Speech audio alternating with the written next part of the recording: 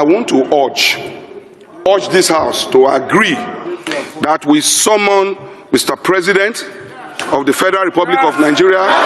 We want to invite the President of the Federal Republic of Nigeria as our father to come and explain to us why we are spending trillions of naira doing roads, why we are spending trillions of naira doing coastal roads, yet Nigerians are dying. Why I left APC. I thought that as a pastor, as a Christian community leader, the Muslim ticket was going to disenfranchise the interests of the minority Christians where I come from. And our experiences are different from the Christians in the southern Nigeria. What did you do to ensure that at least your dignity was restored after that interview? We're in court in England. You're currently in court? Yeah, they apologized to me privately. I said they should put it on social media.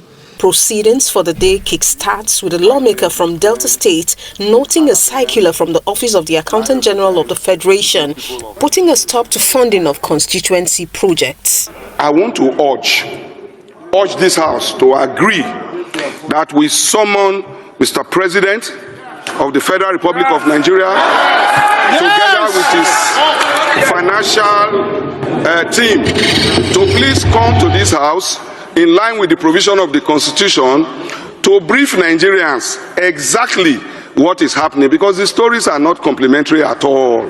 His motion did not enjoy the buy-in of members. Coming on the motion of urgent public importance, a lawmaker from Abia State decries the non-implementation of the nation's budget and non-release of funds to government departments. He wants the president to appear before the Green Chambers to provide explanations. Today we all remember that security agencies are not being funded. Our people are kidnapped every day. Heads are being chopped off on national television. We want to invite the President of the Federal Republic of Nigeria as our father to come and explain to us why we are spending trillions of naira doing roads, why we are spending trillions of naira doing coastal roads, yet Nigerians are dying. The matter leads to a rowdy session in the chamber. This is unparliamentary and we should desist from doing so. Two ad hoc committees were constituted.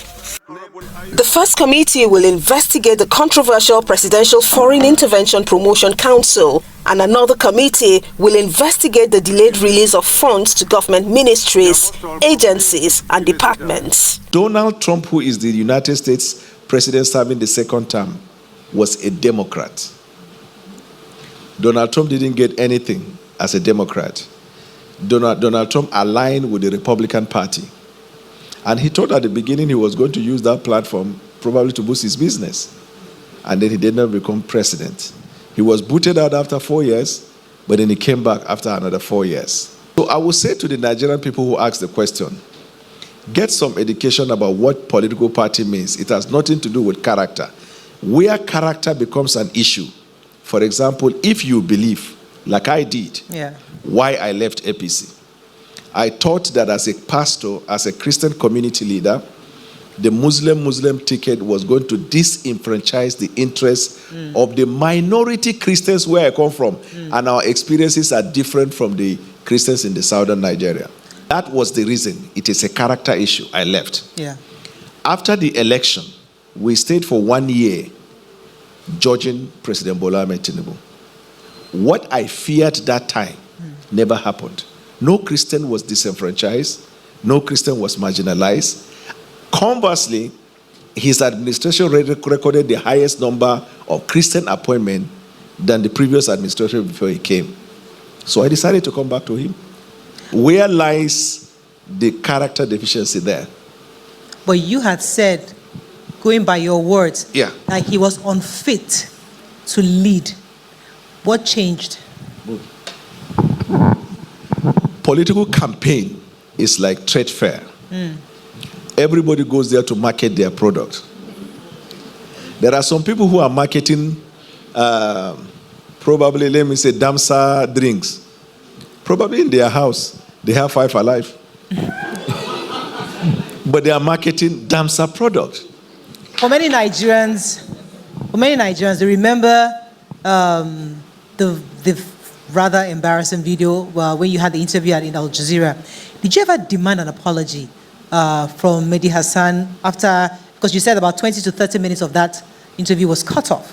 What did you do to ensure that at least your dignity was restored after that interview? We're in court in England. You're currently in court? Yeah. They apologized to me privately. I said they should put it on social media.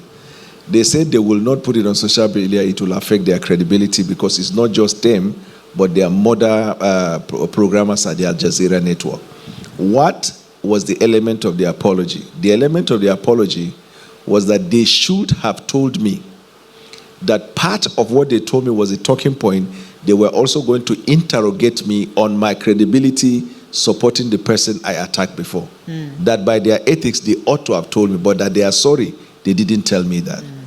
But that is not the only place where the infraction, because I call a number of media analysts, including Piers Morgan, whom I contacted through a third party, and confirmed that what they did was wrong, is that the program was recorded. If you're like people who are bold, if you call yourself a journalist that is fact checker, run your program live now.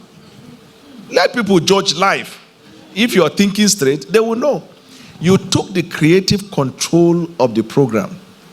You did a recording program. Ethical issue demand that you publish exactly as was recorded. That was not what Mehdi Hasan did.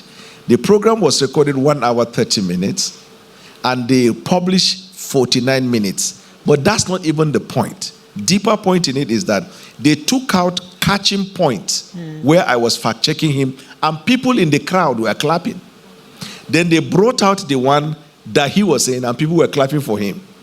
But beyond that, he led people to believe that what he released was the exact picture of what happened. But in fact, he went and checked for previous videos of my comment in the course of the campaign. Caught and came and brought it to that program that was recorded. You asked me a question, I denied. Then you attach this one. We call it cut and join in media. And after you finish doing that, which means it's a smear campaign. After doing that, because you didn't give me the opportunity to react to it, instead of when you are publishing, tell the people this is a video where Bwala denies so and so. So we had to bring his past to remind him so that the viewers will know that other factors that were brought in were the things you said before, but they were brought in for a check that they led people to believe that I was asked the question, I denied, they played it, and I denied, they played it, and I denied. Then the final jogger, he took away the opening remark where I told him, the first 2-3 questions you asked, yes, I said against Ashwaju. And I added, I even said things more than this. But that is not what you call to interview me. So if you are going to continue on this line of question, I will deny them. He took that one out. Because if he left it, anybody who saw how I denied whatever he said will know that I had already answered the question, but because he keeps bringing it, I decided to deny. That was where the concept of this, what they call unethical conduct of a professional came to be.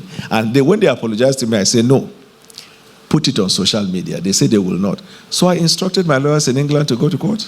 So the case is currently in court? Yes. Okay, well, I guess we'll wait the verdict of that. Because my advisors in England said it's a defamation of character.